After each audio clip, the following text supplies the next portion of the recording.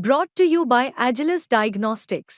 Health test की बात आती है तो मैं भरोसा करता हूँ India largest diagnostics company Agilus diagnostics. खुद को टेस्ट करते रहो। नमस्कार, आपके साथ मैं हूं दीपिका शर्मा और आप देख रहे क्राइम तक। वर्ल्ड क्राइम बुलेटिन में बात करेंगे इजराइल की, ईरान की। देखिए, इजराइल और ईरान के बीच इस वक्त काफी ज्यादा तनाव है। किसी ने भी अगर एक कदम आगे बढ़ाया तो जंग होना तय है। साथ ही में अब ईरान के राष्ट्रपति का भी बयान सामने आया है, एक बड़ा बयान सामने आया है। मंगलवार को इजराइल पर ईरान ने बैलिस्टिक मिसाइल दागी थी। 181 बैलिस्टिक मिसाइल दागी गई हैं। साथ ही अब इजराइल ने भी सबक सिखाने की बात कही है। इस बीच ईरान के राष्ट्रपति मसूद पेजेश्कियान ने एक बड़ा बयान दिया है। ईरानी राष्ट्रपति ने कहा कि ईरान युद्ध नहीं चाहता है, लेकिन अगर इजराइल ने ईरान पर जवाबी हमला किया तो हम भी पलटवार करेंगे। ईरानी राष्ट्रपति ने कहा कि अगर इजराइल अपने अपराधों को नहीं रोकता है तो उसे गंभीर अंजाम का सामना करना पड़ सकता है। यानी कि ईरान के राष्ट्रपति ने खुली धमकी दे दी है। तनाव दोनों ही देश के बीच में नजर आ रहा है। बैलिस्टिक मिसाइल दागी जा रही है, लेकिन जो सवाल है वो ये है कि ये जंग आखिर कब रुकेगी।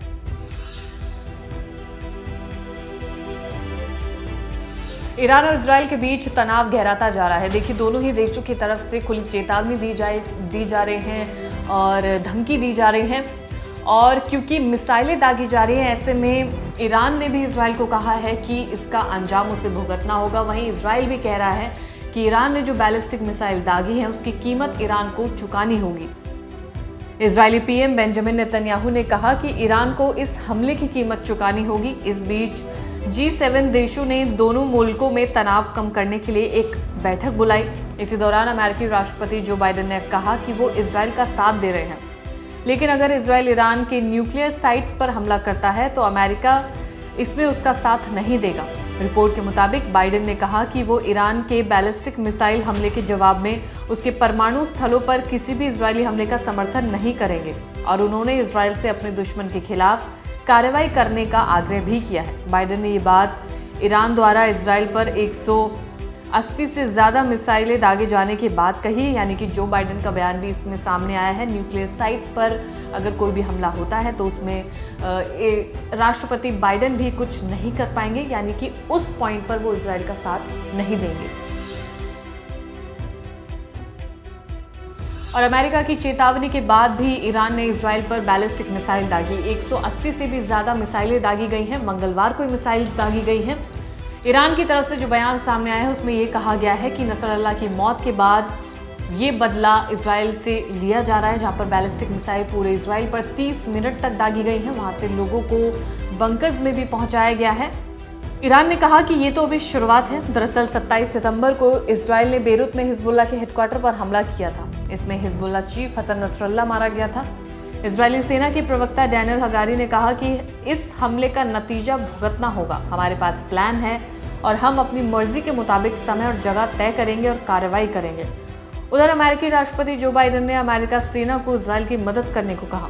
अमेरिका ने ईरान से कहा था कि अगर हमला किया तो गंभीर नतीजे भुगतने होंगे। उधर इजराइल के प्रधानमंत्री बेंजामिन नेतन्याहू ने सोशल मीडिया पर लिखा कि ईरान ने आज रात एक बड़ी गलती की है और उसे इसकी कीमत चुकानी होगी। यानी कि बैलिस्टिक मिसाइल दागने के बाद इजराइल ने ये कहा कि ईरान ने ये गलती की है। इजराइल पर जो 30 मिनट तक मिसाइल दागी गई हैं, इजराइल ने उसे बड़ी गलती बताया और इसका नतीजा भुगतने की चेतावनी दी है।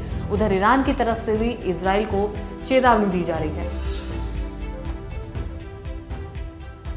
और इजराइल ने यह दावा किया है कि हवाई हमले में हसन नसरल्लाह के दामाद की भी मौत हुई है। इजरायली सेना की तरफ से दावा किया जा रहा है। सूत्रों के हवाले से ये खबर भी सामने आ रही है। इजरायली सेना ने बुधवार को सीरिया की राजधानी दमिश्क में हवाई हमला किया था, जिसमें उसकी मौत हो गई।